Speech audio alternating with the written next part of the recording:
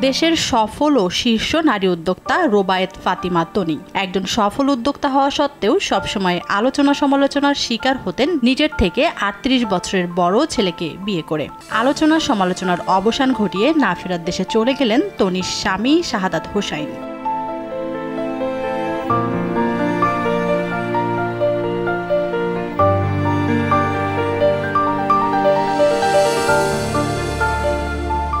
মৃত্যুর খবরটি তনি তার ফেসবুকে নিশ্চিত করেছেন।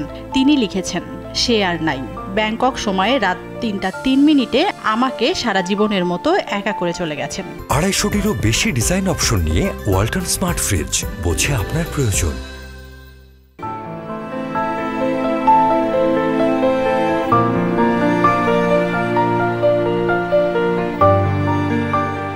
স্বামীর মৃত্যুতে শোক প্রকাশ করেছে তার ভক্ত অনুরাগীরা। অনেকেই লিখেছেন, আল্লাহ পাক বেহেশত নসিব করুক, আমিন।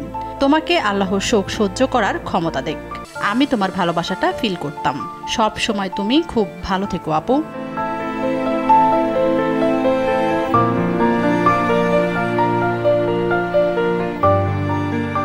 তনির স্বামী ছিলেন একজন সফল ব্যবসায়ী। বয়সের ব্যবধানটা বেশি হওয়ায় সবসময় সমালোচনার শিকার হয়েছেন তিনি।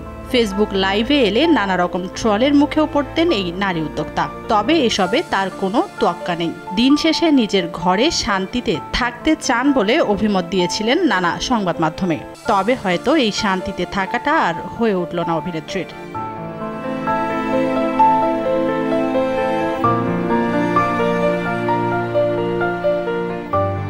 গত বছর অক্টোবরের শুরুতে অসুস্থ হয়ে পড়লে ঢাকার বেসরকারি একটি হাসপাতালে ভর্তি করা হয় তার স্বামীকে। শারীরিক অবস্থা সংকটাপন্ন হওয়ায় তনি তার স্বামীকে এয়ার অ্যাম্বুলেন্সে করে ব্যাংকক নিয়ে যান।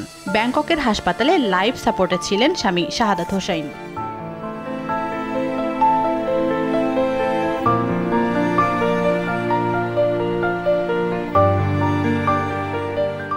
শাহাদাত হোসাইন ছিলেন তনির দ্বিতীয় স্বামী। প্রথম স্বামীর সঙ্গে বনিবনা না হওয়ায় বিচ্ছেদের পথে হাঁটেন তিনি।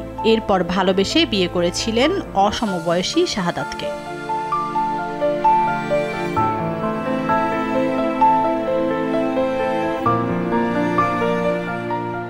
তানজিনা তাসনিম, RTV।